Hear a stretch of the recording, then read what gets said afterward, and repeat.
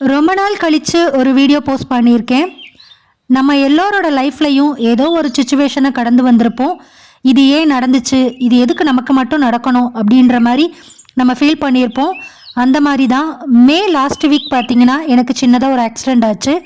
அதை கடந்து வரணும் அப்படின்னு நினைக்கும் போதே ஜூன் 1 என்னோடய ஹஸ்பண்ட்க்கு சடனாக அட்டாக் வந்து ஹாஸ்பிட்டலில் அட்மிட் பண்ணி 2 இடத்துல பிளாக் இருக்குது, ஸ்டெண்ட் வச்சே ஆகணும்னு சொல்லிட்டாங்க.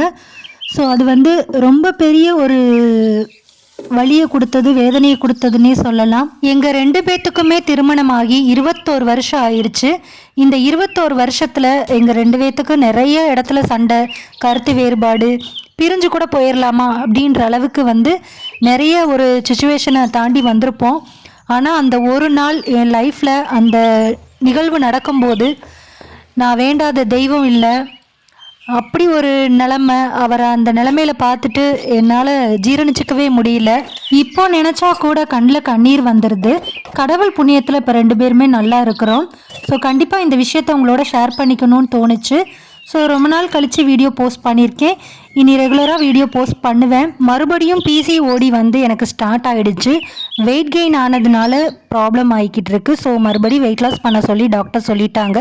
ஸோ வெயிட் லாஸ் வீடியோஸ் அதிகமாக இருக்கும். ஸோ நெக்ஸ்ட் வீடியோவுக்கு லைக் பண்ணி சப்ஸ்கிரைப் பண்ணி வச்சுக்கோங்க. நெக்ஸ்ட் வீடியோவில் மீட் பண்ணுவோம். பாய்.